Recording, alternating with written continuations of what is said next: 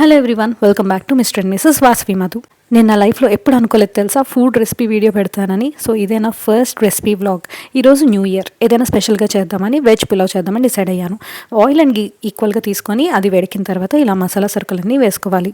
First నేను vegetables అని ఇలా ఫ్రై చేసి పెట్టుకున్నాను. తర్వాత ఈ ఆయిల్ అండ్ గీ మసాలా దాంట్లో ఆనియన్స్ కూడా వేసి లైట్గా సాల్ట్ చల్లుకోవాలి.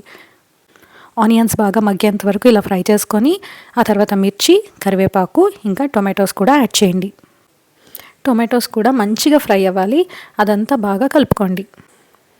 ఇవి మంచిగా మగ్గిన తర్వాత మనం ఇందాక ఫ్రై చేసుకున్న వెజిటబుల్స్ అన్నీ వేసేయండి. నేనైతే పొటాటోస్, బీన్స్, క్యారెట్ ఇంకా బఠానీ తీసుకున్నాను. మీకు నచ్చితే మీల్ మేకర్ కూడా యాడ్ చేసుకోవచ్చు. అల్లం వెల్లుల్లి పేస్ట్ కూడా వేసి ఇదంతా కూడా బాగా ఫ్రై అయ్యే వరకు కలుపుకోండి.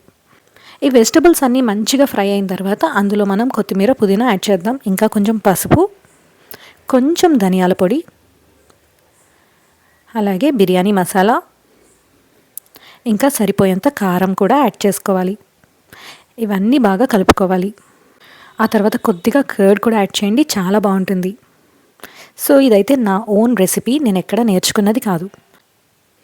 ఇప్పుడు సాల్ట్ సరిగ్గా చూసుకొని సరిపడా సాల్ట్ వేసుకొని ఒక హాఫ్ లెమన్ కూడా స్క్వీజ్ చేసుకోండి. ఇదంతా బాగా కలుపుకొని ఉడికిన తర్వాత మనం కడిగి నానబెట్టుకున్న బాస్మతి రైస్ని కూడా యాడ్ చేయాలి. సో రైస్ యాడ్ చేసిన తర్వాత కూడా బాగా కలుపుకోవాలి. ఆ తర్వాత సరిపడా వాటర్ వేసి ఇంకా బాయిల్ చేయడమే. పులావ్ అయితే రెడీ అయిపోయింది and it turned out really well. So చూస్తున్నారు కదా మా లంచ్, వెజ్ పులావ్. ఇంకా ఆలు కుర్మా కూడా చేశాను. దాని రెసిపీ కూడా నెక్స్ట్ వీడియోలో పోస్ట్ చేస్తాను.